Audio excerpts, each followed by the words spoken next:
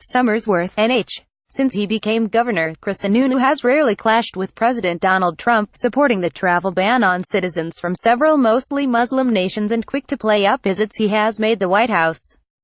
But when Trump's immigration crackdown reached the state's tiny Indonesian community this year, Sununu wrote a letter to his fellow Republican in October in which he said he was respecty requesting your administration reconsider its decision to deport these individuals and urging it consider a resolution that would allow them to remain in the United States.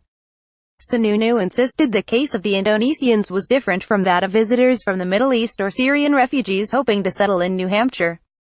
The Indonesians had been in the state for decades, raising families, working, and staying out of trouble, he argues. This really isn't an issue of illegal immigration in the traditional sense. That is often what we hear from the Trump administration, and that is an issue that has to be dealt on the national scale, Sununu told the Associated Press in an interview.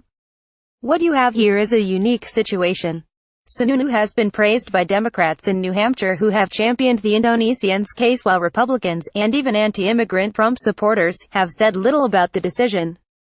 Political experts said there are risks for Sununu in embracing the Indonesians ahead of a re-election bid next year. But in a swing state with a Democratic congressional delegation, the move shouldn't hurt him and shows that he is independent to make up his own mind based on the facts, said Wayne L'Esperance, a political science professor at New England College. You could argue this represents a little bit of a risk with the base, L'Esperance said. But the flip side of that is that most people in New Hampshire, if they reviewed this specific case, would come to the same conclusion that the governor did. The nearly 70 Indonesians in New Hampshire and Massachusetts are mostly Christians and fled religious persecution before and after the fall of former dictator Suharto in 1998.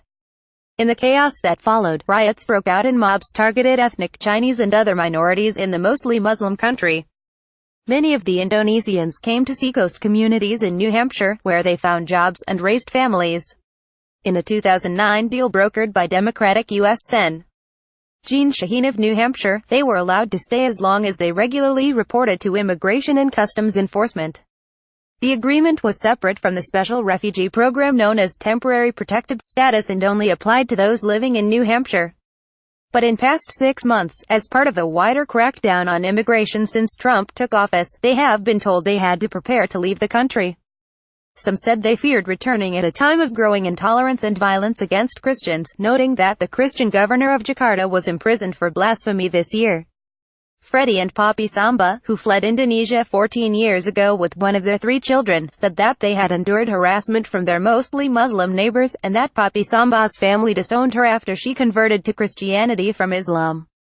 The couple, both now in their 60s, settled into an apartment complex with other Indonesian families in SOMERSWORTH and found factory jobs. But in July, on a routine immigration check-in, they were told they would have to leave the country and show proof they had bought a plane ticket to Indonesia on their next visit. They were due to leave in September. We were in shock, said Poppy Samba, sitting next to her husband in an apartment filled with family photos and a portrait of Jesus. I was very sad, but there was nothing we could do. Their case and others drew the attention of both Democrats and Republicans.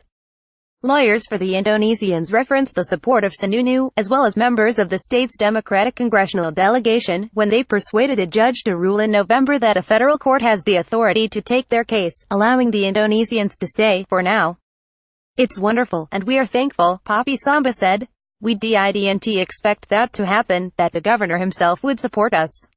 He's a Republican. New Jersey also has a small Indonesian community at risk, but Republican Gov. Chris Christie has not commented.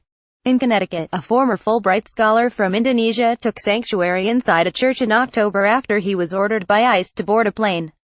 Democratic Gov. Daniel P. Malloy did not return messages. Supporting the Indonesians was an easy decision, Sununu said, and had nothing to do with politics or religion. This is simply a humanitarian issue, said Sununu, who met with several Indonesians facing deportation at his office. It's my job as governor to stand up and fight for constituents when there is a wrong.